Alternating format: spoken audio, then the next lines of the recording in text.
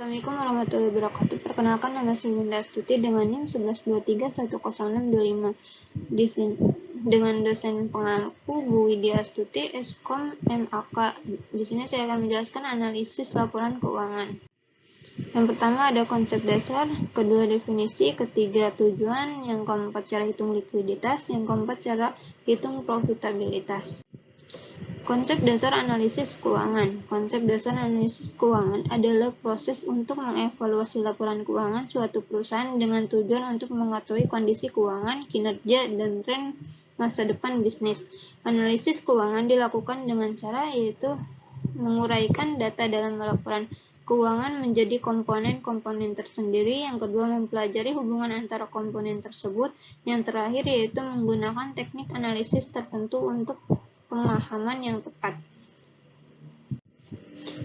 Selanjutnya itu definisi analisis keuangan. Analisis keuangan adalah proses untuk mengevaluasi laporan keuangan bisnis, proyek, anggaran, dan transaksi keuangan lainnya. Analisis keuangan bertujuan untuk mengetahui kondisi keuangan, kinerja, dan tren masa depan bisnis. Analisis keuangan menggunakan berbagai rasio keuangan, seperti rasio likuiditas, profitabilitas, dan solvabilitas. Rasio-rasio tersebut digunakan untuk menilai kinerja bisnis dan meninjau kembali sumber daya yang dimiliki perusahaan. Yang selanjutnya itu tujuan analisis keuangan. Tujuan analisis keuangan adalah untuk mengevaluasi kinerja keuangan perusahaan serta untuk mengetahui kondisi keuangan perusahaan secara menyeluruh. Berikut adalah tujuan analisis keuangan. Yang pertama, mengetahui apakah perusahaan menghasilkan laba yang memadai. Yang kedua, yaitu mengetahui apakah perusahaan memiliki cukup aset lancar untuk memenuhi kewajiban jangka pendek. Yang ketiga yaitu mengetahui apakah perusahaan mampu membayar utang jangka panjangnya. Yang keempat yaitu mengetahui pola dan tren yang dapat mempengaruhi masa depan perusahaan. Yang terakhir yaitu mengetahui prospek atau perkembangan perusahaan. Analisis keuangan juga dapat digunakan untuk menetapkan kebijakan keuangan, membangun rencana jangka panjang, dan mengidentifikasi proyek atau perusahaan untuk investasi. Baik, selanjutnya yaitu cara hitung rasio likuiditas. Yang pertama ada net working capital dengan rumus harta lancar dikurang utang lancar. 2001 harta lancarnya yaitu 6.400, utang lancarnya dikurang 2.312 dengan hasil yaitu 4.088. Nah, 2002 yaitu harta lancarnya 2.750 dikurang utang lancarnya 3.812 sama dengan min 1.062. Kenapa 2001 dikatakan baik? Karena semakin tinggi nilai tersebut maka semakin baik. Nah, yang kedua ada rasio lancar, current ratio. Dengan rumus harta lancar dibagi utang lancar dikali 100%. 2001 harta lancar ada 6.400 dengan dibagi utang lancar 2.312 dikali 100% sama dengan 2,76 dikali 100 sama dengan 276,8%.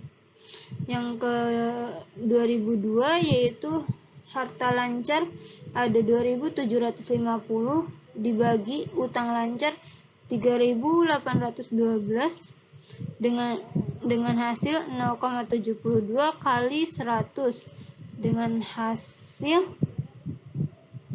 72,1%. Kenapa 2001 dikatakan baik? Maka nilai semakin tinggi nilai tersebut maka semakin baik. Yang ketiga yaitu rasio cair. Dengan rumus harta lancar dikurang pendapatan dibagi utang lancar. 2001 harta lancarnya 6.400 dikurang pendapatan 1.059 dibagi 2.312 kali 100 dengan hasil 2.312 131,4%. 2002 harta lancarnya ada 2.750, dikurang pendapatan 1.750 dibagi utang lancarnya 3.812 dikali 100 sama dengan 26,2%. Kenapa 2001 dikatakan baik? Karena semakin tinggi nilai tersebut maka semakin baik. Selanjutnya ada perhitungan rasio profitabilitas.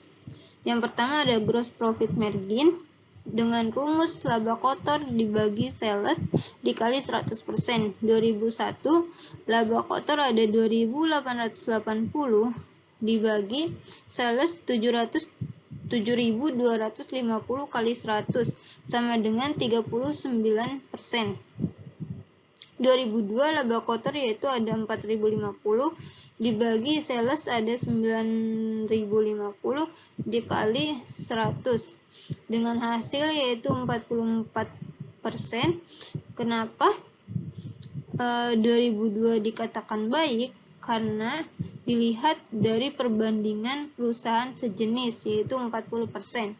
Nah, yang kedua ada operating expense margin. Dengan rumus laba operasional dibagi sales dikali 100. 2001 laba operasional 1.700 dibagi sales 7.250 kali 100 sama dengan 23%. Yang kedua yaitu 2002 laba operasional 2.870 dibagi 9.050 dikali 100 hasilnya 31%. Kenapa 2002 dikatakan baik? Karena dilihat dari perusahaan sejenis yaitu 30%. Yang ketiga yaitu ada net profit margin.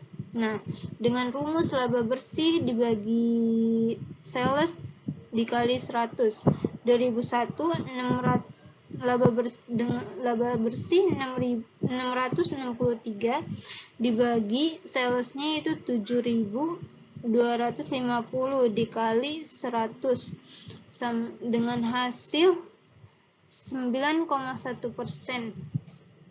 2002 laba bersihnya itu 1.352 dibagi salesnya 9.050 dikali 100 sama dengan 14,1%. Kenapa 2002 dikatakan baik? Karena dilihat dari perusahaan sejenis yaitu 10%.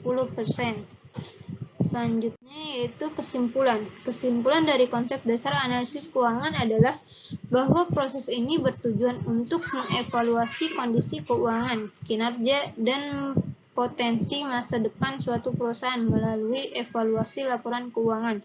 Analisis keuangan mencakup penguraian data ke dalam komponen-komponen yang lebih kecil, mempelajari hubungan antara komponen tersebut, dan menerapkan teknik analisis tersebut. Tujuan utamanya adalah untuk mengetahui kinerja perusahaan secara menyeluruh, mencakup aspek profitabilitas, likuiditas, solvabilitas, serta pola dan tren yang mempengaruhi masa depan bisnis. Dengan demikian, analisis keuangan sangat penting bagi manajemen untuk menentukan kebijakan keuangan, merencanakan masa depan perusahaan, dan membuat keputusan investasi. Sekian dari saya. Mohon maaf apabila ada salah kata. Wabillahi taufiq wal hidayah. Wassalamualaikum warahmatullahi wabarakatuh.